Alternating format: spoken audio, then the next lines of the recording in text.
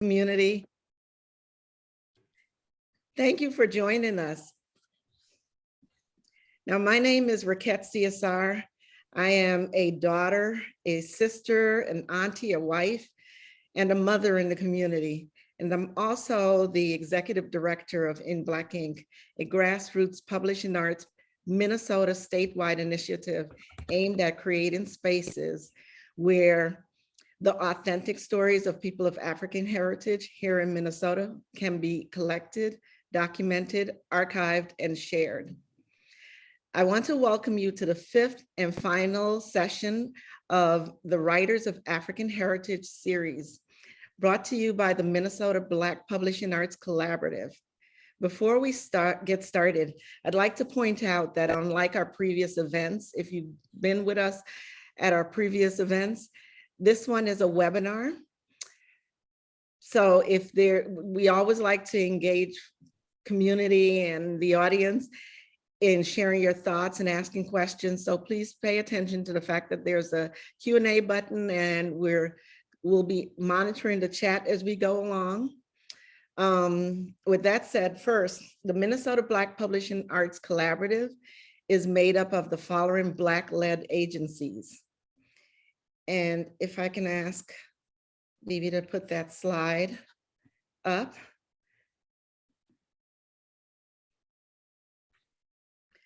Before we, I'm sorry. So the Black-led agencies include Strive Publishing, Papyrus Publishing, Inc., In Black Ink., Planting People Growing Justice, and Wise Inc. Publishing Arts.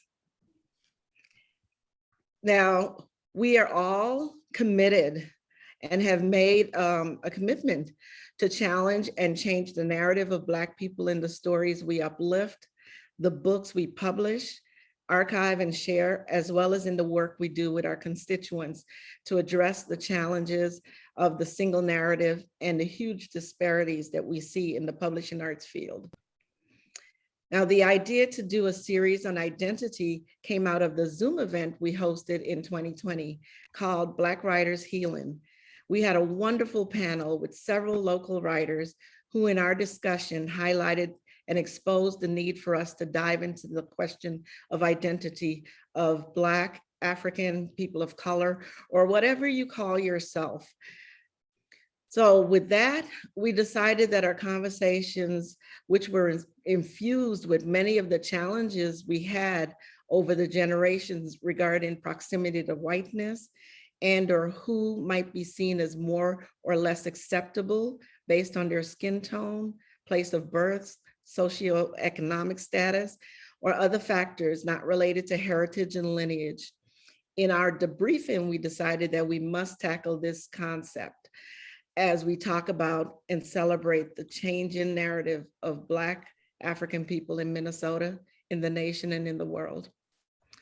I am super excited, as you know, and as I know many of you are.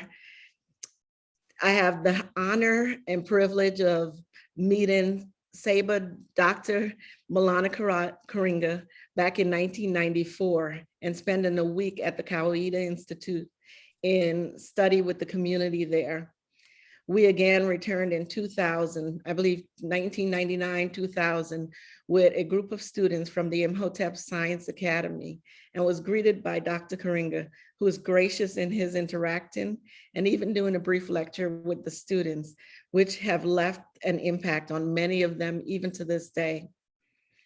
As you can see, all of us were young. You still look the same, Dr. Karenga, but many of us have lots of gray now, including some of the younger people. You wouldn't even recognize them. But it is my pleasure to introduce our moderator for today's event, our brother, Elder Al McFarland, who continues to provide the authentic images, stories, and news about our Black community here in Minnesota. Al McFarland is the executive director. I'm sorry, Al McFarlane is the editor-in-chief of Insight News and a CEO at McFarland Media Interest Inc., both housed at the Marcus Garvey House, located in North Minneapolis. He is a journalist, news reporter, editor, content creator, and curator of many multimedia vehicles, such as the partnership with KFAI Radio, hosting weekly conversations with Al McFarlane, which also is a daily podcast. Inside News is also on the World Wide Web and serves not only Minnesota, but serves the African diaspora with its outreach and news content. Elder McFarlane works in the proud Black press tradition of courageous journalism, creating a historical record and a Black perspective, which serves as a knowledge foundation for future generations and serves as a catalyst for change in our society. Al McFarland currently is the editor for an upcoming anthology publication for the Black community and the media to be released in the fall 2020 at the In Black Inc.'s Sankofa Series event. I welcome you and thank you. And this is gonna be an awesome discussion. I'm gonna turn it over to you, Elder Al. Thank you, Sister Raquette, and thank you to everybody who's listening, who's joined the program. Thank you to Dr. Maulana Karenga, and thanks to all the partners, the supporters. I want to give thanks to the elders, to the ancestors, to all those who make this breath that we take at this moment possible. In gratitude and in praise of their accomplishments, I ask permission to speak and to serve as your moderator for this program today. Dr. Karenga, I want to tell you that I am so humbled and so honored to be in this conversation with you. So I'm looking forward to what I have always called a robust conversation. Let me start just with the question of culture, Dr. Karenga. And let me say that my role, as I see it, is to simply be punctuation. My only job here is to support and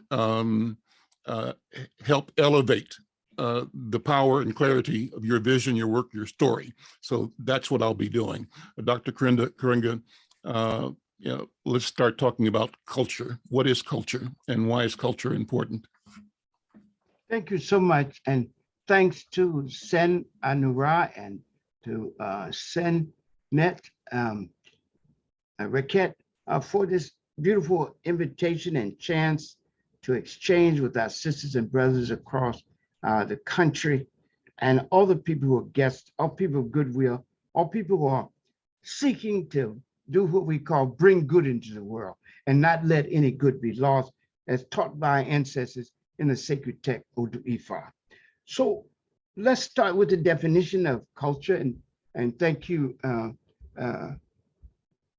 brother and Mr. McFarlane. Thank you so much for this and for your moderation. So culture, from a Kawaida point of view, my philosophy of work, of life, work, and struggle, says that culture is the totality of thought and practice by which a people creates itself, celebrates, sustains, and develops itself, and introduces itself to history and humanity. And so if we look at that, we see that culture gives us identity, purpose, and direction. It tells us who we are, it tells us what our tasks are, and then it tells us how to do it in the most ethical, effective, and expansive ways. And so let's look at it. Culture teaches us that we create ourselves, we bring ourselves into being by what we do and do not do. And that's why it's important for us to understand that at the heart of all we do, this is our task, to know our past and honor it, right? And that includes our culture. To know our past and honor it, to engage our present and improve it, and to imagine a whole new future and to forge it in the most ethical, effective, and expansive way. So we create ourselves, we bring ourselves into being. We celebrate ourselves, we reaffirm ourselves, we reaffirm our beauty, our goodness, our sacredness, and we write ourselves, we sing ourselves, we dance ourselves, and we demonstrate how beautiful it is to be Black, right? And it shows again that we believe and know that there's no people history more holy than ours, no people's life more sacred, no people more holy or chosen or elect than Black people, right? And certainly we know that there's no culture richer or more ancient than ours. We're the people who stood up first, spoke the first human truth, introduced some of the basic disciplines of human knowledge in the Nile Valley, and taught the world what was good and beautiful. And people from all around, Jews, Gentiles, Hittites, Hyksos, Roman, Greeks, Persians, they all came to learn, to study, and to draw from this infinite well of African civilization in ancient Egypt. And Egypt was called the light of the world for its knowledge, the womb of the world for its constant creations, and then the temple of the world for its deep spirituality and ethics. And so when we talk about culture, we see how important it is. And it's the way we sustain ourselves, the way we have demonstrated this adaptive vitality, this resilience and resourcefulness comes from our culture. The production of our heroes and heroines. We just celebrated Dr. Martin Luther King's birthday. And I always tell people, don't let people extract him from his culture, from his people. It is his culture that made, and his people that made him who he is, right? And that each culture has both a particular and a universal message. And each great person has both a particular and universal message. The particular message is for the people from whom the message and the messenger came, right? But because it represents the best of that people and the best of what it means to be human, in this case, the best of what it means to be African and the best of what it means to be human, it speaks to the goodness of the world. And it makes people say, oh, I can unite with that. I see the beauty of that, the depth of that. And so I think that's what's important about culture. So again, culture is the totality of thought and practice by which a people creates itself, celebrates, sustains, and develops itself, and introduces itself to history and humanity. And I give a comprehensive definition of culture, which includes at least 7 basic things. Our spirituality and ethics, sometimes summed up as religion, our history, our social organization, our economic organization, our political organization, our creative production, which is our art, music, literature, dance, etc. And then our ethos, the collective psychology achieved through practice and achievements in the other 6 areas.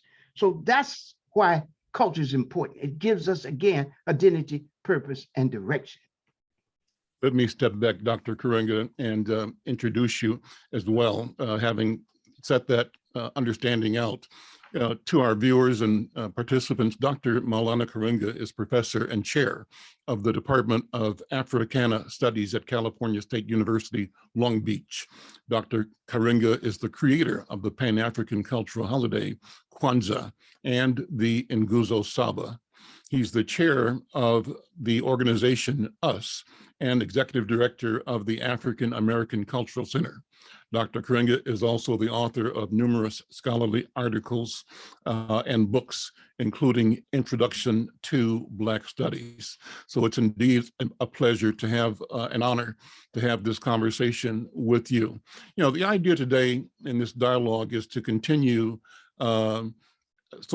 this is a culmination of this year of discussion with writers of African heritage regarding their works, their life experiences, and their identity. And so we want to sort of consolidate the lessons that we've learned over the past panels and take them into the direction for the future.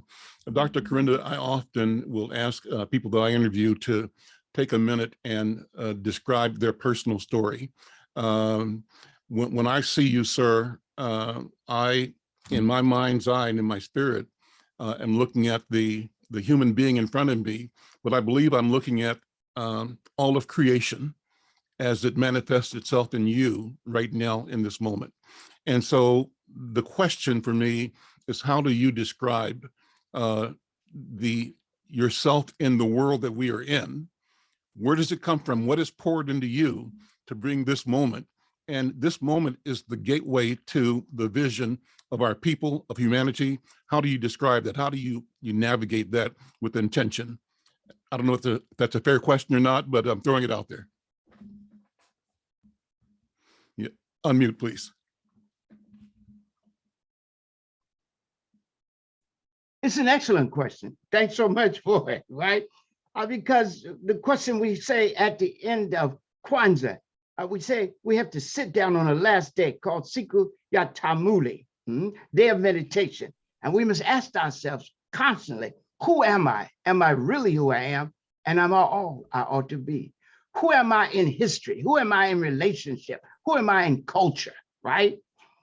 Am I really who I am? Because the oppressive society makes us, Fanon said, not in France, Fanon said, makes us wear the mask, right? And so sometimes we disguise ourselves. Sometimes we disfigure ourselves. Fanon says sometimes that people who are oppressed and cannot make it go through several, and this is a Kawhi interpretation of it, right? Go through several stages of personality disintegration. First, they doubt themselves, right? Then they deny themselves. Then they condemn themselves, and finally, they mutilate themselves. So who has not, in the face of white racism, and by racism, I don't mean racial prejudice, hatred and hostility towards those different and vulnerable. I mean, turning that hatred and hostility into public policy and socially sanctioned practice, actually encoding it into law, right? And into a socially sanctioned practice. So what we need to do is to not doubt ourselves. And the second, deny ourselves. Well, I'm not really Black. I'm mixed with 50 different things. Well, only Black people discuss this, right? It's not like that's one becomes, one has to face the fact that that's a self-evidence right here. When people start talking about what they're not Black, et cetera, is that the very fact that you find it an issue represents that you come from a community who's made to deny itself and doubt itself and to condemn itself and to mutilate itself. And when we say condemn itself, oh, we're our worst enemy. How can we be our worst enemy? The people who created the Holocaust of enslavement on us, imposed us, and systematic racism, a system of denial, defamation, and destruction of a people's history, humanity, and right to freedom based exclusively on, primarily on the species, the false concept of race, because race stripped of all, and I'm not talking about peoplehood, I'm an African, that's peoplehood, right? But race is something Europeans created in the 17th century to justify and to facilitate their oppression.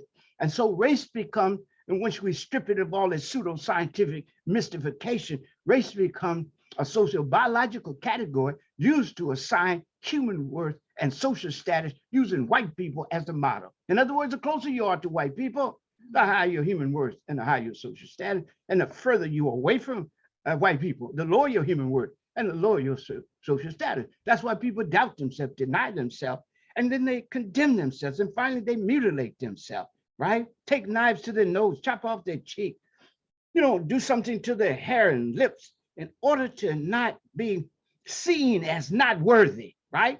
And so what does it mean for people to hate you and you haven't ever done anything to them? How do you get used to that?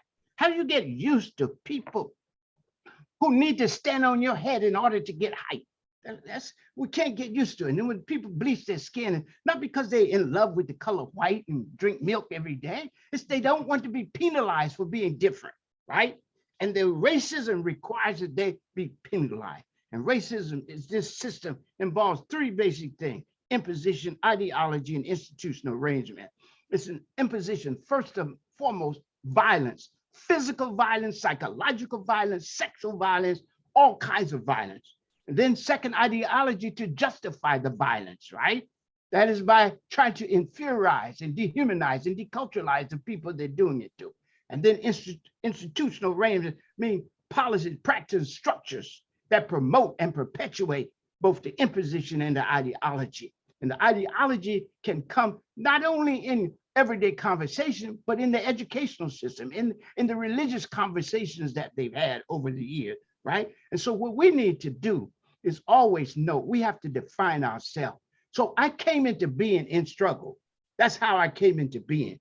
I came into being first studying what it means to be African and getting tired, actually surfeited with European self-congratulatory narrative posing as a curriculum, right? And so I'm asking myself, I encountered the Honorable Marcus Garvey.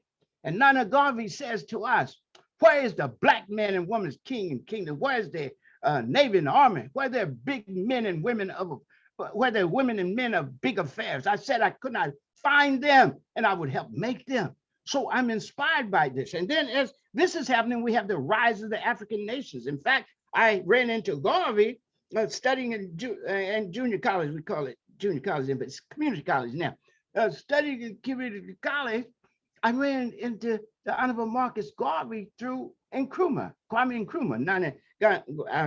Nkrumah. And he was talking about Garvey and how Nana Garvey affected his life. And I began to read the Honorable Marcus Garvey, right? And the Honorable Marcus Garvey said, I'm coming back in the whirlwind. And I reasoned then, and only wrote it later because we were so busy, we didn't write in the beginning, we just mainly lectured. I started writing at the end of the 60s, but we used to just lecture, right? And so Garvey said it's coming in the whirlwind. And I said, we are the whirlwind. We must be the whirlwind that facilitates his return, right? And when Martin Luther King says, I won't get to the promised land, but you'll get there. Well, if we get there, he gets there because we bear him within us. We bear the lesson and the legacy. That's how we embrace it, by living the legacy he left us. So I'm very overwhelmed with this whole idea of the movement. Everything takes place in 1965 when the movement begins. Now, I had been in the civil rights phase of the Black freedom movement, but I'm now talking about the Black power movement. There are two phases to the Black freedom movement. 1955 to 1965, the civil rights phase. And what white people have done is actually renamed the Black freedom movement to just the civil rights movement, and even included Malcolm in that, not a Malcolm X, Haji Malcolm X, even included him in that when he criticized over-focus on civil rights and reaffirmed we are fighting for human rights. And freedom is a human right. It's not a right the government can give you. It's a right that you're born with. We're born free. We're born in dignity. It's others who would take our freedom from us, deny us our dignity, and again, stand on our head in order to get height themselves, right? If they're that tall, they don't need to stand on our heads. What they need to do is speak their own culture and measured by others. Don't erase mine. You know, you don't have to erase me in order to be present, but that's what happened. And so I come into being struggling and learning from. And also I'm influenced by the teachings of Haji Malcolm X and ultimately the Honorable Elijah Muhammad, right? And what they did, the Nation of Islam, they gave consciousness to all Black people. Anybody that lies and says they weren't affected by the teachings of the Nation of Islam, the teachings of the Honorable Elijah Muhammad and Minister Haji Malcolm X, they're not being truthful with themselves, because before that, we didn't use the word Black. That was like an insult to call somebody Black. But the messenger Muhammad, Messenger Elijah Muhammad, he sacralized Blackness, he demonized Blackness. And Nana Malcolm taught how sacred we were and how we had to see ourselves in the most elevated terms. And we aren't second to anybody. And that we must, in fact, take control of our own destiny and daily life, speak our own special culture truth, and make our own unique contribution to how this society is reconceived and reconstructed. And so I leave UCLA at the time of the movement. I am at UCLA working on my first doctorate, and I leave because I want to join the movement, right? And so I'm making myself that, because I want you to see we make ourselves, and we make ourselves in the context of the culture that gives us life and gives us an expansive conception of ourselves. And so what I did was come out to do something, right? I wanted to develop my philosophy. I developed Kwanzaa. I developed the Nguzo Saba. I built my institution, the organization US. I co-founded and helped build the African American Culture Center with the advocates of us. All of this I do in the context of the organization. And I'm responding to a teaching and call of Dr. Mary McLeod Bethune. And Nana Mary Claude Bethune says, knowledge is the prime need of the hour, but people want to know, what are you going to do with your knowledge? And she said, it's up to us to discover the dawn and then share it with the masses of our people and our youth who need it most. So we were to take our knowledge and use it to further the interests of our people, to build institutions and practices that in fact push the movement for liberation, the movement for freedom along. And so I said there were two phases to the Black freedom movement. One, the Civil Rights Movement, 1955 to 1965, and the Black Power Movement, 1965 to 1975. And I did most of my work in the Black Power Movement.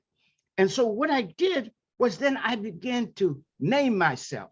My first name, I have three African names, Maulana and Dabizita Karenga. Those are my names. And so I first chose Karenga myself. We keep up the tradition.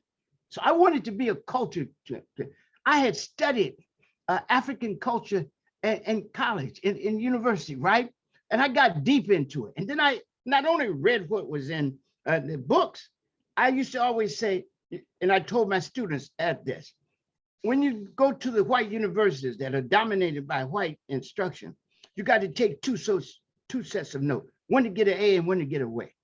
Even if you have to put that trash down on paper, you don't have to believe it. You have to go and do independent study. So I did a lot of independent study, and I did independent studies of African cultures and African languages. I focused on Swahili, as you can tell by the names Kawaida, the name Kwanzaa, and Nguzo Saba, because Swahili is a Pan-African language, and we're Pan-African. I don't claim one ethnic group or what people call tribes. I don't claim that. I claim the whole of Africa as my heritage and all African people as my relatives, right? As my brothers and sisters. And so the whole question was, how do I build on this ancient culture? How do I extract from it best practices? Not only ancient Africa, but also modern Africa. And when I say modern Africa, I'm talking about Africa not just as a continent, but Africa as a world community, the continent and the diaspora, right? And so then I chose this name as what I would be doing, keeping the tradition. And writing was part of that, to keep the tradition and teaching. So also I'm a teacher. I'm a teacher first, right? Because even to keep the tradition, I have to be a teacher. So my members of my organization called Advocates, and they gave me the name Master Teacher, and that's Maulana. And then a brother from the liberation movement in South Africa, he suggested, given what I was doing and how he evaluated me, that I should take a praise name from Shaka, which is in Dabizita, which means constant concern to the enemy. That the enemy is always concerned about what I'm going to do and what I'm doing, because he knows I'm in opposition to him. That's why we named our organization Us. Us, number one, to stress our focus on the people first. Second, to draw a line between us and them the oppressor. And finally, to reaffirm the communitarian character of our thought and practice, our moral sensitivities also. So I did self-naming, I did self-definition, and I did self-assignment. And I began to develop myself. But again, I'd be remiss if I did not give my mother and father, my family, credit for setting me on the way. They laid the foundation for who I am today, taught me how to walk on the upward path of our ancestors, and taught to me to speak truth and to do justice, and to care for the poor and the vulnerable among us, to honor our elders and our ancestors, to cherish and challenge our children, to have a rightful relationship with the environment, because they were farmers and they loved farming and always talked about the earth itself, right? To have a rightful relationship with the environment and to constantly raise up praise and pursue the good. And it's the struggle after that makes me, and also my organization members, my wife, my house, my companion, and all things good, beautiful, and sacred, Moulana Karenga. Well, all of these are so important to who I am. I come into being in relationship. That's an African concept. And I really want to share with you also how I began to study classical sources, but I want to stop and make sure that I've answered your first question sufficiently, but I want to go as soon as we can into classical sources, which also helped me to form and strengthen my identity and sense of what I was doing as right by rooting myself in the sacred and depthful teaching of our ancestors. Dr. Kringle, I love what you have said, what you were saying, and I thank you. And I want you to feel the freedom to move this conversation in any direction that reveals your passion and your intent, your work, your desire to reach and connect with us. I'll make a quick statement here. I met you only once before. You wouldn't have met me. I came by in a banquet, you were speaking and said hello to you, but I might've been one of hundreds that did that. Mm-hmm. But I remember you speaking and saying something about how when you left home, your wife had a protocol, you and she had a protocol of being in contact. You know, the minute you leave and the minute you land, wherever you were going, you'd make the phone call. So anytime from point A to point B to point C, you had a protocol of constant contact. I bring that up because I think it's an instruction about the relationships we have to have with each other, the intention, and it's an instruction about how the grand ideas that you are exploring about identity show up in individual personal interaction and relationships. And so I throw that out just to both praise you and acknowledge that and say that it's something that all of us should take guidance from in how we connect with each other with intensity and intentionality, and that there is these small interactions are simply reflections of grand, global, universal, cosmic relationships as well. Everything is connected. That's what I want to say. Yes, thank you so much. And one of the things that when my house and I, my wife and I we began as friends, right? Friends are forever. Wives and husbands leave each other regularly. We know that, right? But friends are forever. And a friend means that we want the best for each other. We think the best of each other. We want to share the best with each other. And we work for the best of each other, always. And so that's been our relationships from the beginning. And during the movement, she was always there with me. And then when you said I called her, that's before I had enough money to take her everywhere I went. So then once we started, like maybe in the 80s, early 80s, when I started getting the fees I set for speaking, I was able to take her everywhere with me. She was always with me. And besides, she wasn't just going to travel with me. She was my agent. She did the booking, she did the work, she did the PR, she did all of it. She advised me as she does now and is responsible for my success. I couldn't think. Even before we came together, she was archivist for the organization. She served on the legal committee, and we were always confronting the law. You know that, right? We were political prison. We had to go into exile out of the country. We had to go underground. So she and the other members of the organization were always there for us, and I'm forever grateful for that. And so she is central to who I am and what I am constantly becoming. Okay, and so I always think I'm struggling and being a lifetime learner, always struggling to add more to my life and to add more to our life. And let me just, in terms of the classical sources, Africa, that we think of ourselves in relationship, right? People used to say, I am because we are, and because we are, I am. That's in Mbiti. But Ubuntu then said, Umuntu Ngabantu, which means a person is a person to other people, right? We accept that. And in Kawaida, we say, I'm related and relate, therefore I am.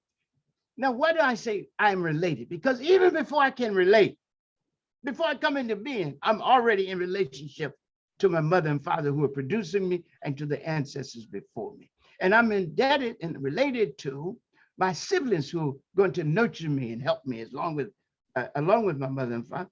And I'm indebted to the future as an act of reciprocity, because I was given life, because I was nurtured, then I have to leave a legacy worthy of the name and history African for those who come after us. That's how we think in our organization, us.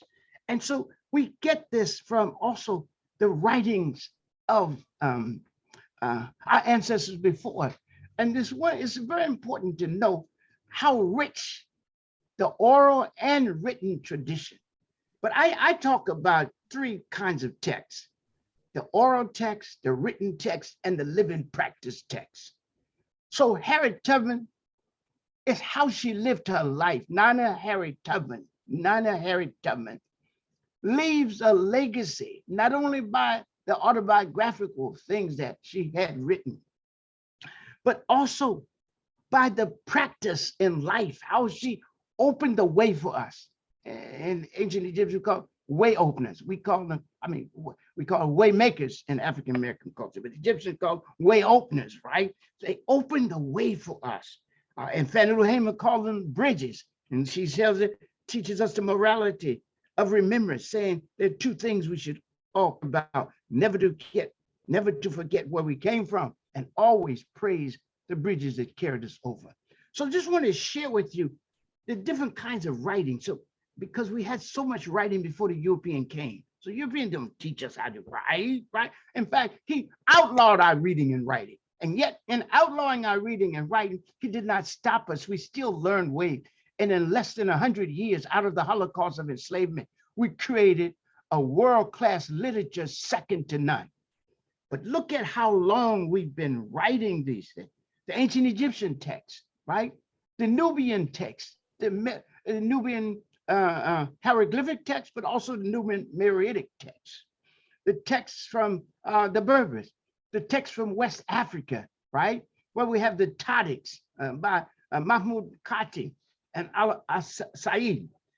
So, and then also Nana Amaru, a brilliant African woman scholar who wrote poetry, who wrote political commentaries on culture and education, right? We have all that. We didn't even know, Malcolm used to say it, but we didn't know how many Muslims were brought in the Holocaust of enslavement here. And they were writers, you know? If we look at them, they wrote autobiographies, even in enslavement. We had, you know, like people like Bilal Muhammad, for example, who was a jurisprudence expert, right? And who wrote a text on jurisprudence. And Al-Hajj Umar Ibn Said, who wrote a manuscript, an autobiographical manuscript. This is right here in this country in the Holocaust of enslavement. So we have a rich history. But I want to start with the ancient Egyptian because that's one of my major things. And that's what my second doctorate is in, ancient Egyptian ethical thought, right? And practice, the moral idea in ancient Egypt, a study in classical African ethics. So let me just take an example of how I define myself in relationship to the classical sources. So Reddy Kuhn says in his autobiographical writings, he says, I'm one who knows myself. This is a question of identity here. We were talking about identity. I know myself, but how does he know himself and how did he make his self-presentation? It is both social and moral. It is what he's achieved, but it is also his character and how he relates to others. So he says, I know myself as a precious timber of the divine, right? I know myself as a vanguard of the people, endowed with excellence of nature and great nobility of practice. I'm a possessor of dignity, he said, open-handed, pleasant-mannered, noble in appearance and godly to behold. I'm kind-hearted, open-hearted, and open-minded, clear-thinking and self-confident. I restored what was in ruins. I repaired what I found damaged. I replenished what I found depleted. It was my heart and mind that advanced my position, but it was my character that kept me there. That's a beautiful way of talking, right? That's identity there. That's identity that's based on thought and practice, on moral sensitivity, thought and practice. And guess what? relationship to our people, because almost all the autobiographies start with, I came from my city, I descended from my district, I did good there, I spoke truth, I did justice, I cared for the poor and the vulnerable, I gave food to the hungry, water to the thirsty, clothes to the naked, and a boat to those out one. I was a father for the orphan, a mother for the timid, right? A shelter for the battered, a sanctuary for the stranger, a raft for the drowning, and a ladder for those trapped in the pit of despair. And take Lady Tany, who says, I'm a possessor of character, she said. I'm one who is also a vanguard of the people, one worthy in praise, one beautiful by what comes from my mouth and mind. See, she's speaking truth. She's giving advice to the Pharaoh, right? She's talking about issues that affect society. I am beautiful by what comes from my mouth. Critical and useful advice, that is, speaking truth. And she says also, I'm one who entered praise and left love. I like that. Always liked it. I use that in the Maziko services I perform. Maziko means funeral services I perform as a saver. And I said, it's beautiful to come into life, praise, but also beautiful to leave loved, right? So everybody's happy to see you as a baby. The question is, what would they think of you in life? And so we should so live our life. Nana Mary McClavertune tells us that even when we lie down in death, we stand tall on the platform of service. So she goes on to say, I'm one who entered praise and left love, one whose speech reveals her virtue, one who speaks and it is done for her, a person of worthiness, justified in the eyes of the divine. That's a beautiful way of talking about it. And of course, the Nubians wrote, one of the best histories of ancient Egypt and Nubia is Pianki's narrative of his conquest of Egypt. And in it, he says one beautiful thing that I use now in terms of both vaccine and the HIV crisis. And he was saying there are two ways before you, life and death. Choose life. Close down and you die. Open up and you live. And we must open up to each other. We must care for each other in this pandemic. This gives us a chance to talk about this. And this says, what is the role of the writer, which I want to get to next. And we have a chance. What is the role of the writer? And the writer has to speak truth to the people, has to elevate the mind and consciousness of the people, teach them their most expansive self, ground them in their goodness, and talk about the beauty and sacredness of who they are. Nina Simone said it, that I sing for my people. I sing to create their curiosity and where they came from and who they are. She wants us to be curious. She wants us to have consciousness, right? James Baldwin said, I've already gotten into it, so let me go. So James Baldwin said that the writer must illuminate the darkness, blaze through the forest, and teach people what it is to be truly human. We have to open up the world for another version of humanity. Fanon writes in his Wretched of Earth, his classic for the 60s and for all time. He said, let us leave Europe, where they're always talking about man, but where they find him, they murder him down every street. We can do anything if we don't imitate Europe and become an obscene caricature of Europe. We must think new thoughts. We must engage the question of humanity all over again. And we must dare to strive to set afoot a new man and woman and initiate a new history of humankind. Those are the things I like. And of course, Mary Evans said what we just said now. We have to speak truth to the people, right? We have to free the mind. We have to free the people themselves. And an artist has a role in that. I'll sum it up later, but I just wanted to, I got into it and couldn't stop. But I wanted to say, don't stop. Also, don't stop. Also, I wanted to talk about after we moved from Egypt and Nubia, we could go to Ethiopia. They write Amharic and Ge'ez. And one of the most important philosophical texts in world history is Hatata by Zera Yaakov. And Yaakov talks about, the beauty of being a human being. He tells us that one of the things we must realize is that we were given the gift to reason. and that the divine would not have given us a reason, given us a life that was not to be examined and to be understood. And so he also argues for the equality of all human beings. And he especially singles out equality between men and women.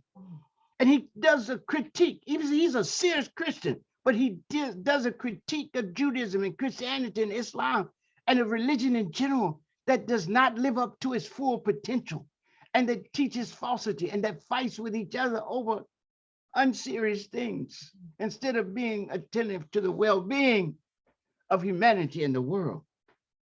So he critiques these contradictory practices of people professing religion, but not practicing it. And he also does autobiographical narrative and talks about education, his exile under the Catholic Emperor Susenyos.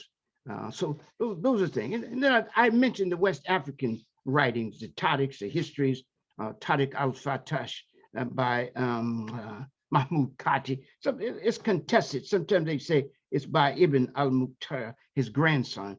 But nevertheless, we still say Mahmoud Kati. And then Tariq Asadan was by Abdul al-Said. And this is histories of West African empires, Songhai and Mali, or Songhai and Mali. And then, of course, there's a lot of treatises on Islamic thought, on education, math, literature. And Mama Hadia has one of the most beautiful libraries in the world on African manuscripts from West Africa. So it's very important for us to recognize this rich history, right? So I just want to stop there. I'm reading again this piece by Marcus Garvey, Message to the People. Message to the People. You might want to just speak to what that feels like to you, because it opens up talking about the role of reading, about the necessity to learn, to grow, and to develop oneself through an intentionality in reading, exploring information that's written. I'm also reading again the Miseducation of the Negro for Carter G. Woodson.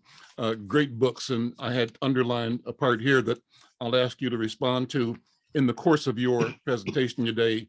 Just something that jumped out at me again a day or so ago when I was looking at this, and he's quoting Frederick Douglass in 1852, who says, "It is in vain that we talk of being men if we do not the work of men.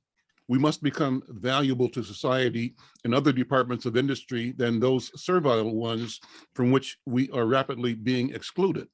We must show we can do as well as they.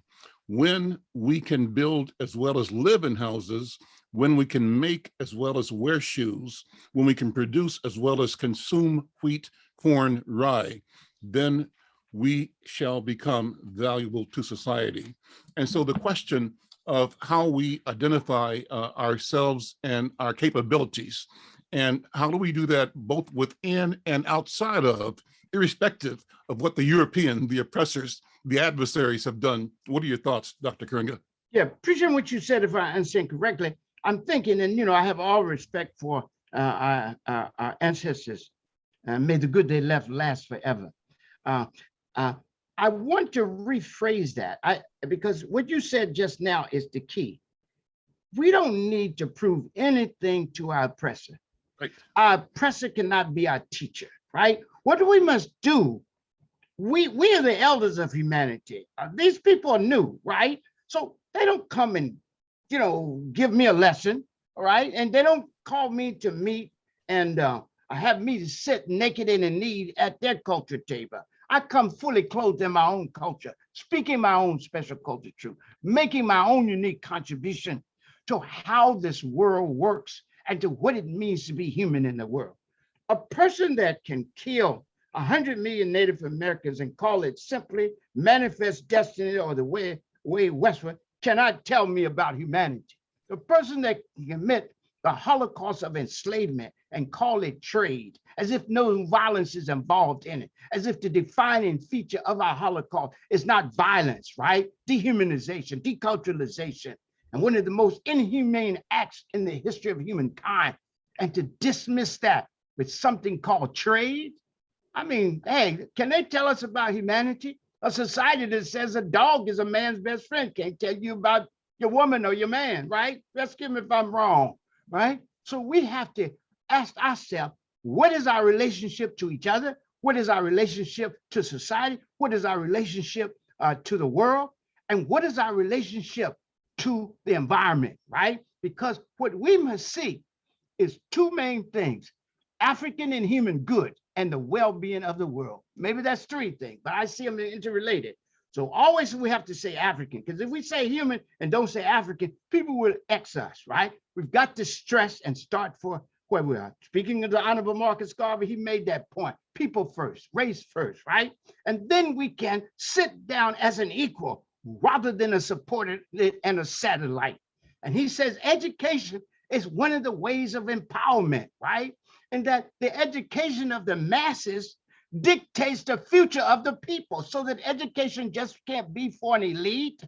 That's why he said, when we talk about aristocracy, we're not going to have any hereditary aristocracy in Africa. What we need is an aristocracy of service, right? The good you do for yourself lasts no further than you yourself, right? But the good you do for all in common, he said, would take you into eternity. So let's build for eternity so we can live for eternity, as the ancient Egyptians said. And they also said this: every day is a donation to eternity, and even 1 hour is a contribution to the future. So let's get busy, and we can build the world we want and deserve to live in. And we have models from our own history. We don't have to emulate the European, our oppressor. I repeat, our oppressor cannot be our teacher. I loved being in Ghana the first time I was there. They were doing Panifest 1994, I believe. And the slogan for that Panifest celebration was the re-emergence of African civilization. And just the saying of those words touched my heart, my spirit, my mind, my internal. It connected me. And also, Dr. Karenga, once when one of the young writers who worked for me came back from being in Africa the first time, and I'm still a young hothead, you know, journalist, reporter, newspaper owner, and she addressed me as "Hello, African." And my first reaction was, "What you call me? What you call me?" And so she said, "Hello, African." Hello, African. And so I thought about it for 1 second, Dr. Karenga, and I said, "Please say that again. Say it again, and say it again," because it felt good. It felt right. And it was part of my discovering my own identity, my own self, and the harmonic nature of the sound of how I was being addressed. What do you think about that? Yeah, we're the only people in the world that can take a boat ride, even a forced boat ride, and lose identity. The Asians don't lose their identity when they come. The Europeans don't lose their identity when they come. Nobody lose their identity but Africans. We're supposed to not be Africans, right? But what is identity? Identity is a dual one. Identity is historical origin and social. You determine a people's identity by historical origin and social location. Where did we come from? We didn't come from Mars. We didn't come from Switzerland or France or Germany. We came from Africa. I'm talking about Black people, right? And I know that African has been turned so that it means three things now. It can mean what we usually talk about, racial identity or peoplehood identity. It can mean nationality if you belong to an African country, and it can mean continentality if you live on the continent, right? People can say they're African. But when I say African, I'm talking about African. If I want to say something about other people living there, I'll give them an adjective to describe that distinction, right? But when I talk about African, I'm African. Now, isn't it interesting that white people can become Africans with no question, but we can't be Africans even though we are? So I think we must, speaking of King in this time of King, King said we have to deal with the cultural homicide. That's his word. Those are his words. Cultural homicide committed against us by the European. And he said, it is as old as history book and as current as a morning paper. And we have to stand up and reaffirm our dignity as African people and say we're proud of being Black and that Blackness is beautiful, right? This is King. You won't get that in a corporate commercial, right? You won't get that kind of conversation. but that's what I write about, to demonstrate he's sensitive to the struggle we are waging during the Black Power movement, right? He talked strong about this, but he also talked about it in the beginning. And there is no great leader that does not love and put faith in the people. Dr. and Nana Mary McFarlane said, the progress of our people as a race is in precise relationship to the depth of faith in our people held by our leaders. I take that seriously, right? And so we have to love our people, right? We have to sacrifice for our people. And we got, countless examples of that. From the Holocaust of enslavement, with Harriet Tubman and Sojourner Truth and Frederick Douglass and Nat Turner and Denmark Vesey and Nana and Gabriel Prosser, all the way up to now, to the martyrs like Nana Malcolm X, Haji Malcolm X, and Nana Martin Luther King, you know? And what did they do? I mean, one of the things I want us to do when we talk about identity is not just what we are culturally. Identity is not just what we are culturally. It's also how we practice, how we define ourselves. So when we talk about our history and we talk about what happened to Haji Malcolm and to Nana Martin Luther King, Nana King, I think it's important for us to say not only that they were assassinated, but they were also martyred. They are martyrs as well as victims of assassination. Assassination is what their enemies and the enemies of human freedom did. But what did they do? They martyred themselves. They did not walk away from the struggle. Dr. King was harassed viciously by FBI Director Edgar Hoover. And Hoover tried to get him to commit suicide and talked about, I'm gonna expose you, I'm gonna do all this, right? But he would not. And people tried to kill him. You know, it wasn't just one time. They constantly tried to kill him. They had to always check the plane before it took off, right? But he wouldn't walk away. And it's interesting because when the people in Montgomery first came to him, you know, he was this a serious petty bourgeoisie brother coming from Boston, University. And he said, you know what I mean? I just came down here to preach, you know? But he said, I thought, how can I be a serious Christian and not deal with the least among us? This is Jesus' teaching in Matthew, right? We will judge you by how you treat the least among you, the poor, you know, the disempowered, the devalued, the degraded, right? Right? The vulnerable. And so he said, I took up that. And look at what he told us. I'm telling you, I think I said it before, but I want to tell you, and the same thing with Malcolm. He says to us, we are moral social vanguard, right? And what we do would transform this country and the world. And so we should so struggle that years from now, historians would have to pause and say, there lived a great people, a Black people, who through their struggle injected a new meaning and dignity in the veins of civilization. This is our challenge and overwhelming responsibility. And Nana Mary McFarlane said, you know, our task is to remake the world. It's nothing less than that. So we must have, and we're talking about identity, we must have a world encompassing identity. In Swahili, we had two words for a human being. Watu, which is strict just human being, which is people, good. And then Walimwengu, which means world being. So we're both human beings and world beings. And we must always be concerned with the well-being of the world and all in it, right? So that's the thing I like. And when people say, and this is again, identity question, people say when you put Black in front of it, it somehow inferiorizes it, right? But they say you can't have a Black agenda for the country, right? Because it's too narrow. Even our brother Obama, I can talk about him there. I defended him during his presidency because the wild people were out there howling at the moon and stuff. All right. So I had to defend him back there, but I still offered the criticism because we can't have selective morality and no one is immune from criticism. So what happens here is that he would say, well, I can't take y'all's agenda because it's just Black. I'm not the president of Black people, I'm the president of the whole country. Hey, comrade, you didn't say that to the gay people. You didn't say that to the Latinos. You didn't say that to the labor movement. You didn't say that to the Jews. You know you didn't say it to the Jew. So why are you coming here talking to us like Bill Cosby about television and stuff? So I'm saying to us, we have to have an expanded conception of ourselves, and we have to reject the pathological language that a pathological society generates. We're in a sick society, and it generates sick people, right? And it makes us talk in sick ways about us and other oppressed people. And we have to stop that. I don't believe all of us do this. I'm just talking about it's a big enough problem for us to pay attention to.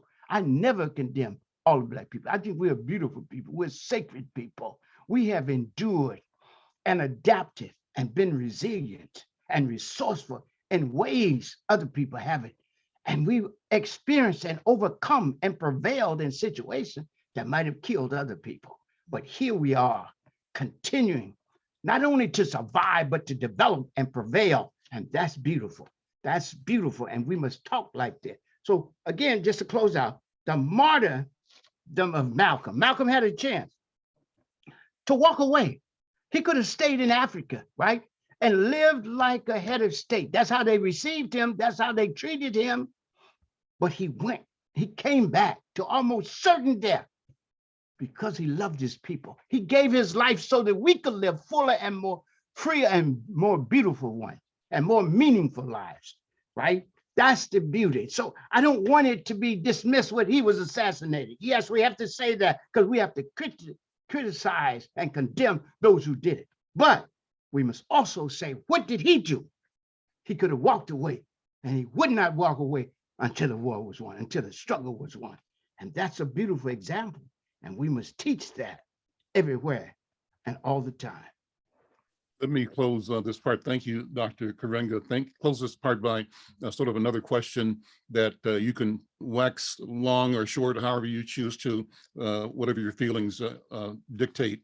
But it wraps up a couple of things that I had down to bring to your attention. And one is, what is your concept of multiculturalism and how is it to be practiced in society and the world? What's the background of the question? Mm-hmm. I think sometimes we feel like we're being once again, as multiculturalism is being presented by the oppressor, it's a strategy to continue to divide, deny, marginalize, and destroy. Even if that's their intention, it has nothing to do with what we're going to do. And so that's the question I think that's important. And then secondly, what is your concept of operational unity? And can it be used to unify African people with our own diversity and establishing clarity in what our interests are as we move forward? I'll end with those questions. And Dr. Karenga, please go ahead. Yes, would you repeat that last part? And also, I've been wanting to say your name, but I forgot to ask you, how should I address you? Please call me Al. Okay. Al is my first name. That's Al. Thank you so much, Al. Would you then tell me again that last part of your question? Well, the question is, what's the concept of operational unity that we have to adopt and practice to move forward to achieve our aims in the world today? I mean, I love, Dr. Karenga, that you have prescribed and are prescribing, you are describing the inevitable. And the inevitable, I believe, is the emergence of our self-awareness, our identity, our becoming who we are, who we always have been. And that in itself, if we nurture it, protect it, be it, creates a force that is in opposition to supremacist thought, to racist thought, to colonial, imperial thought. And it doesn't require us to be offensive towards them, but to be loving of ourselves and building ourselves. That's what I'm hearing. But what are your thoughts? Yeah, well, appreciate what you said, if I understand correctly. The concept of operational unity comes out of my philosophy, Kawaida, which I developed, and out of which I created both Kwanzaa, the Pan-African holiday Kwanzaa, which is a celebration of family, community, and culture, and the Nguzo Saba, the 7 principles of Kawaida and of our Kwanzaa. In fact, I created the Nguzo Saba before I created Kwanzaa, and I've created Kwanzaa not only to reaffirm, for 3 reasons. I need to say that. First, to reaffirm our rootedness in African culture. I would not let them lift us out of our own culture and make us simply a footnote and forgotten casualty in theirs. I wanted to return to our history and culture as African people as Black people who are self-conscious and committed, right? And in struggle, constantly to be ourselves and to free ourselves, because there's a dual aspect to our culture struggle when I come back. So then the second reason I created Kwanzaa to give us a time when we all over the world could come together, reaffirm the awesome meaning of being African in the world, reaffirm the bonds between us, right? And meditate on the awesome meaning of being African in the world, right? And all over the world now, on every continent in the world, throughout the world African community, people celebrate Kwanzaa and raise up the question of what does it mean to be African? What does it mean to Africa? What does Africa have to say about what it is to be human? What it is to have a family? What it is to raise our children? What is the rightful relationship with the environment, right? How do we treat the stranger and the immigrant? How do we, in fact, struggle to support good in the world? And one of the things I think, and we didn't get a chance to talk about this, but we're talking about writing. I always said that one of the things we have to realize is that writing must be a part of the people's practice, right? That is to say that writing cannot be separated from the people themselves, right? And one of the things that happens here is a lot of times people say art for art's sake, but Langston Hughes and other people had this conversation during the Renaissance, right? There's no art for art's sake. If art was just for art's sake, people would just paint and lick it and sing it and won't be nobody over there. Just do it for art's sake. You don't want nobody here. The moment you want somebody here, you made it a social issue. And just like people you have a right to present your work, people have a right to respond to that work. Some of it's going to be good, some of it's going to be critical, but you never see. I say art is for human's sake. I say knowledge is for human's sake. That's what my culture teaches me.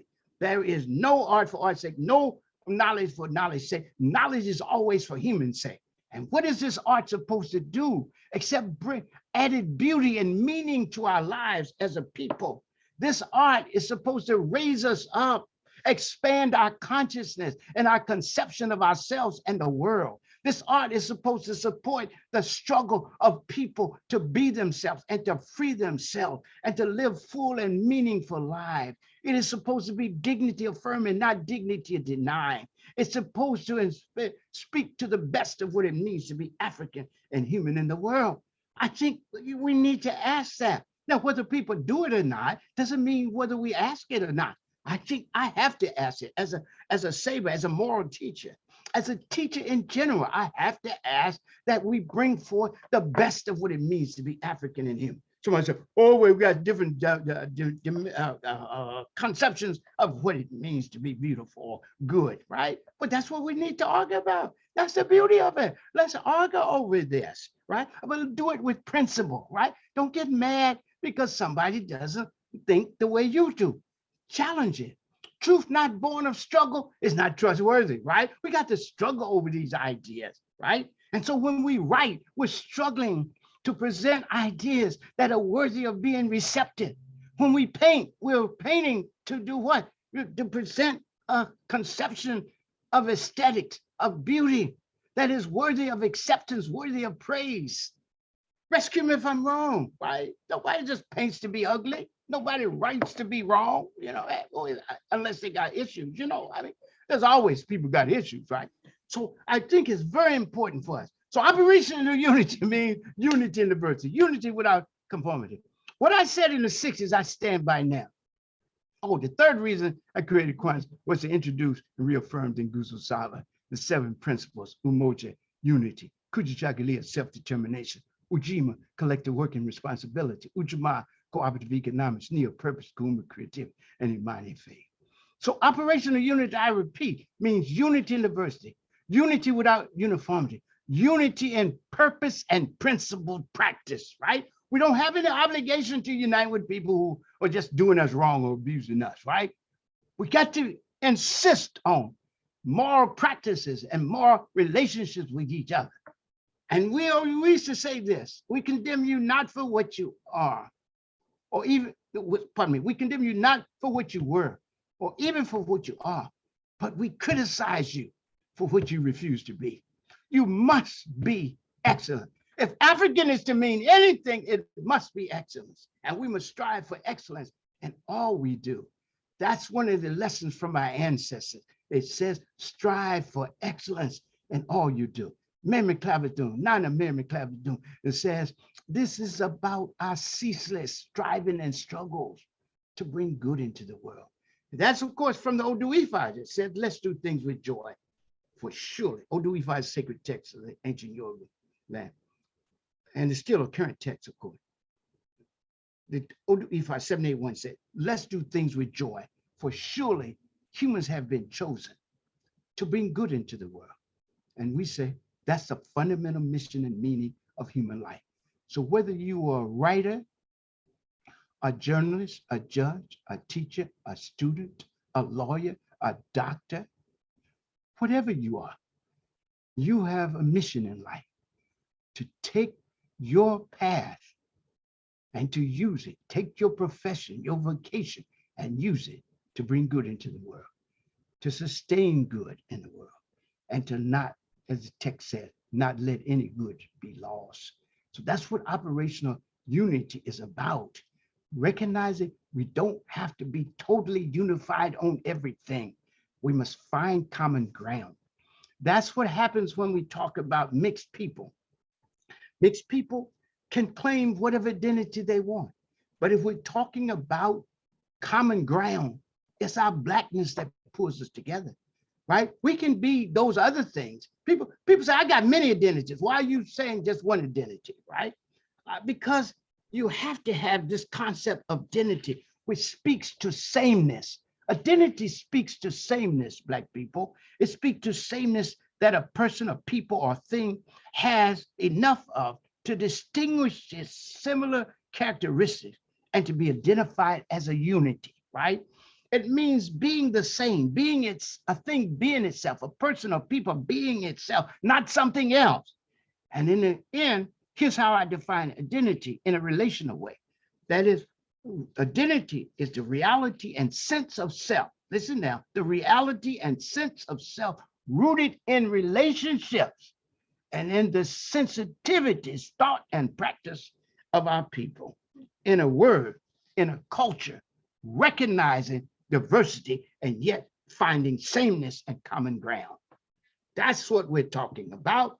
And so we embrace all. Before, we didn't even have these discussions with the mixed people in our life. It doesn't mean it's wrong for them to claim both sides of themselves, or 3 or 4 sides of themselves. It doesn't mean that people can't say I'm gay or lesbian. It doesn't mean that they can, or trans, right? They can say that, but they can be that with white people, but they can only be Black with us. So it's what is common to us that brings us to ink, that brings us to this moment to discuss the ancient richness, beauty, sacredness, and goodness of our people and their awesome march through human history. That's what I'm here for. And how do you define, Dr. Karenga, this moment? This is a Kairos moment, some say, or a point of inflection, or the reckoning. That's the language being used. And if you would, just take a minute to talk about, as you see it, where we are right now in this accelerating. How do we use technology to recapture our knowledge of self and to expand and promote and develop ourselves into our true selves? So one of the things that is very important is to maintain tradition in the midst of change, continuity in the midst of transition and change. And that means holding on to core principles like the Nguzo Saba. You know, I'm with that. No matter what happens in the next 2 zillion millennia, that's still a good message. That good message is in Ma'at, the moral idea in ancient Egypt, right? We will still have to practice the 7 cardinal virtues: truth, justice, propriety, harmony, balance, reciprocity, and righteous order. No matter what happens, we will still have to respect the transcendent, right? Whether you call it God or whether you call it a principle, we must have something that is beyond violation, devaluation, and degradation to start with, so we know that we have a sense of ethical values. Second, the rights and dignity of the human person. Third, the well-being and flourishing of family and community. Next, the reciprocal solidarity and cooperation for mutual good of humanity. And finally, the integrity and well-being of the earth, of the environment, right? So always, I can sum all of that up into, this is a moment to continue the struggle for African and human good and the well-being of the world. We cannot be diverted by toys in our hand called technology, right? And feel that somehow this could control us rather than us. People are addicted to the phone, right? So they make relationships suffer. I call people, I tried to call them sometimes. My people want to give me a short text. I would do it with them, right? I got to do emails, so much going on, right? But I never forget what is the best way to relate to human beings. And it is to be in their presence and to hear their voice and to feel them present and alive and healthy and well and seeking goodness in the world. So at this moment, I think more than others, we are challenged to reaffirm humanity in its wholeness, to reaffirm our Africanness in its wholeness, not to split up into 50 million identities, but to reaffirm the common ground. You asked me earlier what multiculturalism is, right? Multiculturalism is not food, fashion, and festival. That's, that's nothing, right? The symbolic act. Multiculturalism is a depthful appreciation, a profound appreciation of diversity that expresses itself in these basic ways. First, mutual respect for each people and culture as a unique and equally valid and valuable way of being human in the world. I want to repeat that. Mutual respect. This is the first principle of multiculturalism. Mutual respect for each people and culture as a unique and equally valid and valuable way of being human in the world. No superiority, no inferiority, no hierarchy, but each people, equally unique, but equally valid and equally valuable ways of being human. I'm an African. This is the way I'm human. Don't even ask me to be other than African. Hey, comrade, go tell somebody else that.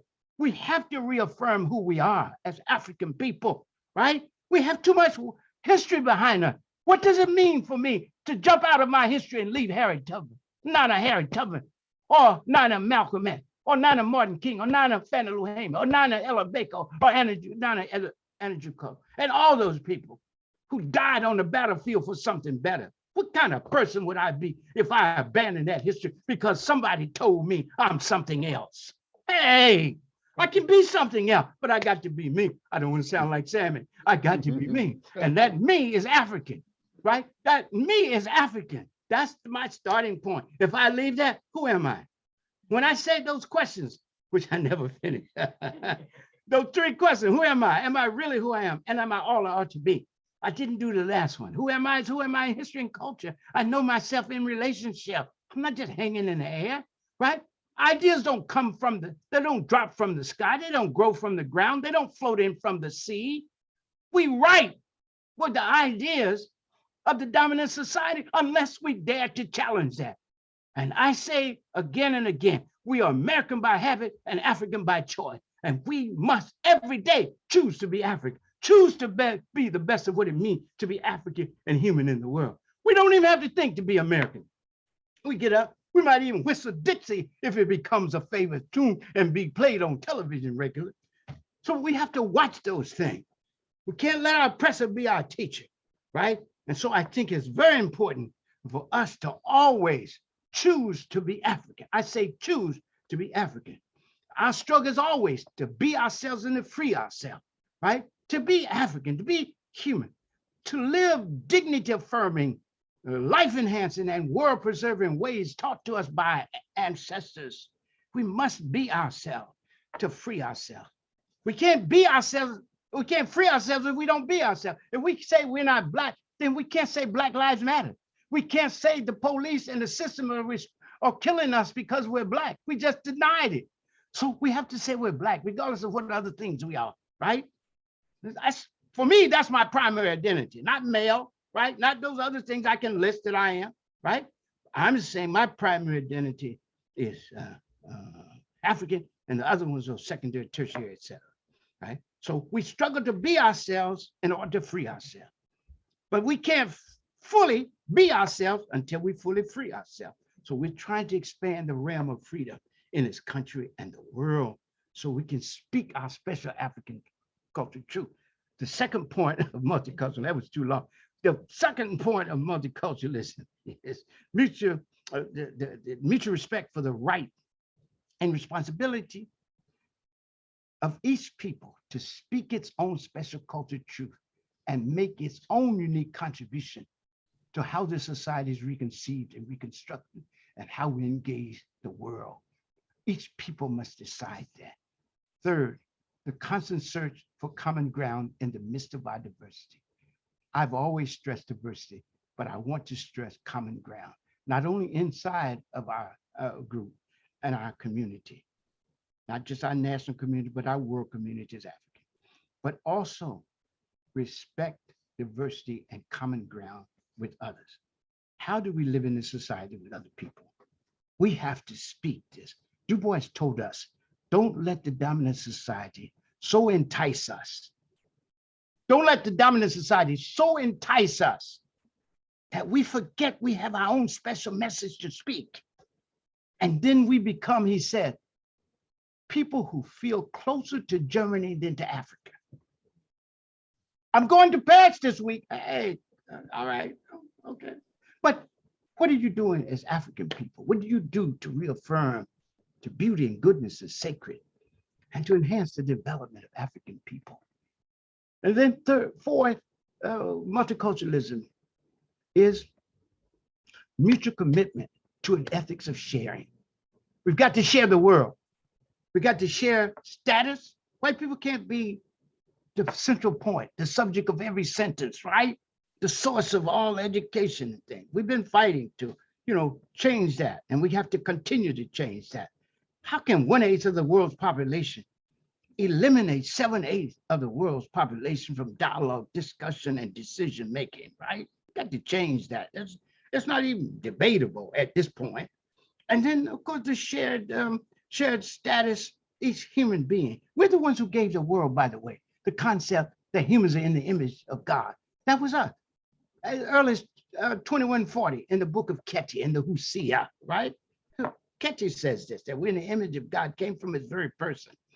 And second, we are the ones who introduced the concept of human dignity, that people have an inherent worthiness, regardless, and that worthiness, that inborn worthiness, has three characteristics. It's transcendent, it is equal, and it is inalienable. Transcendent of all social and biological characteristics we might have. Race, class, gender, sexuality, age, ability, nationality, religion, etc. Second, it's equal in all, no hierarchy. And finally, guess what? It is inalienable. No one can take it away from you. You can't even give it away. So those are the things I think we need to hold to. We got to hold to ourselves. We got to be ourselves in order to free ourselves and expand the realm of freedom in this country and the world. And other people see us as a moral and social vanguard. They borrow our moral vocabulary and our moral vision all over the world, sing our songs of liberation, and pose our struggle as a model to emulate. Let me ask you to close, Dr. Karenga, with one more idea out of the notes I have. And you've mentioned the word ethics several times, and perhaps a summation of all you've spoken about today so powerfully, so beautifully. I think everybody that's listening here would agree with me that this has been obviously a master class, a great learning opportunity, and thank you for that. If you would sum up with a discussion on what ethics mean. You started off saying what culture is, you defined it. What is ethics in the context of Ma'at, your dissertation, Ma'at, the moral ideal in ancient Egypt, a study of classical African ethics. So you touched that, but maybe we close out the summation again. Yes. One of the most important, thank you so much, Al. It's a good question to close with. One of the most important fields of study and one of the most important practices we can engage in is ethical study and ethical practice. I believe that every issue of any importance today that we face has an ethical dimension to it. As Nana Amilcar Cabral said, that even though our demands might be political, they always carry an ethical element, an ethical character to them, right? So when we talk freedom, we're talking ethics. When we talk justice, we're talking ethics. We're talking what is right and wrong, which serves African and human good and the well-being of the world. Not just humans, but the environment itself. So we're talking about rightful relationship, rightful conduct, rightful conceptions of ourselves, each other, and the world. And ethics gives us a foundational understanding we need to properly assert ourselves in the world. How we understand ourselves shapes and determines how we assert ourselves. And if we have a diminished or unethical, immoral, evil understanding of ourselves, that's how we will assert ourselves. And so we must have an expansive and ethical and effective understanding of ourselves so we can assert ourselves in the most ethical, effective, and expansive ways. And so that's why I went back to school to get the second doctorate. You know, I had the first doctorate in political science with specialization in African-American nationalism. And then I said, to our organization, we need to have an ethical position. Now, we always talked about values. We've always said values are key to everything.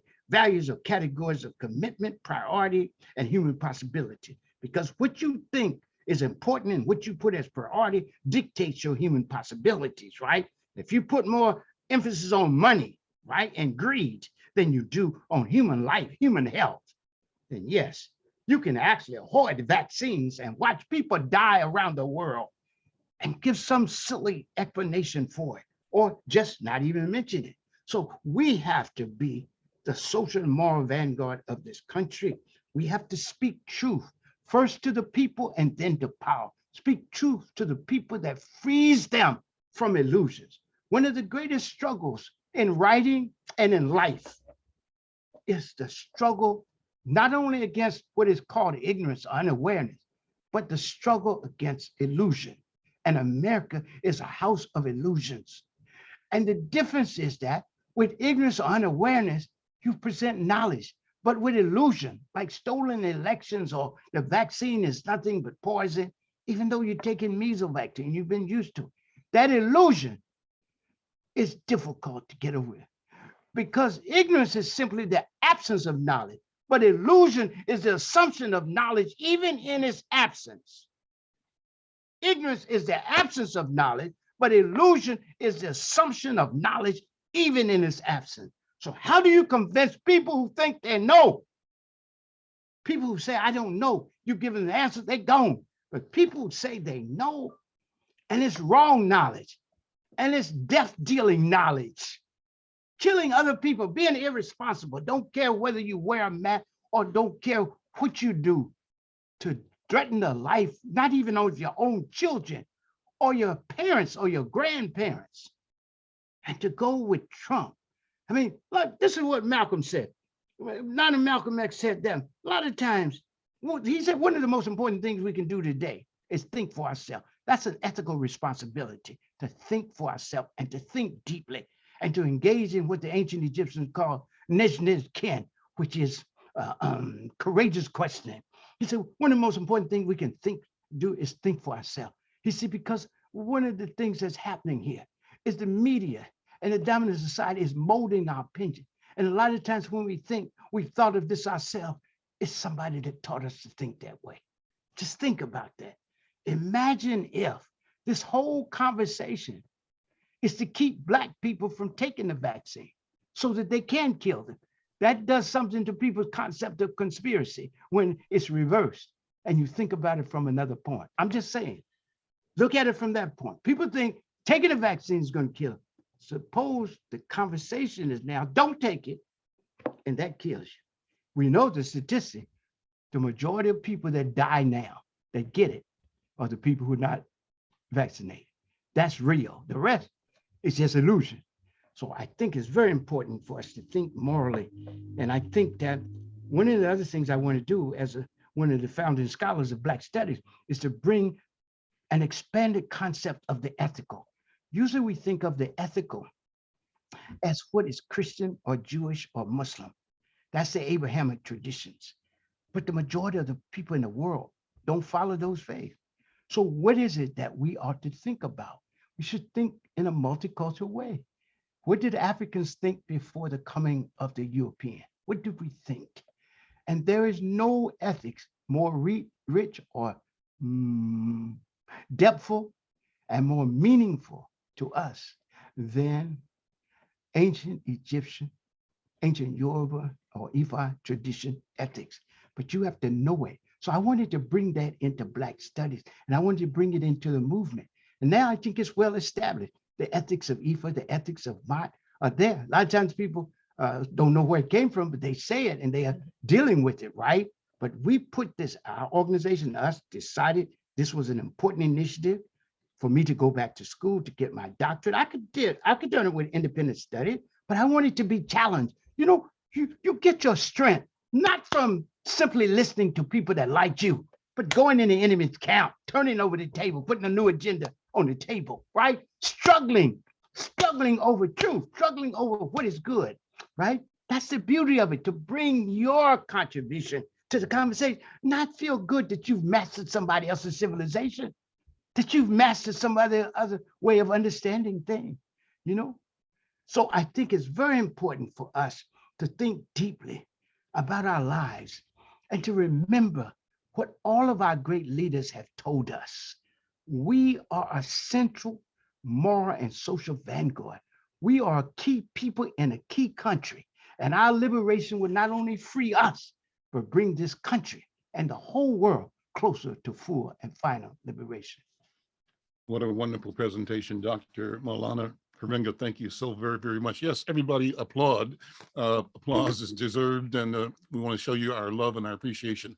I want to say thank you to Black Ink and for all of the collaborators to make this event possible. I want to turn the microphone back over to our leader in this initiative, Riket Siaser. Riket, thank you so much. Dr. Maulana Karenga, thank you so very much. Thank you, Al. Thank you very much. Thank you, Brother Al. Yes. Wonderful moderator as always. You are just a really great representative of our community here in Minnesota.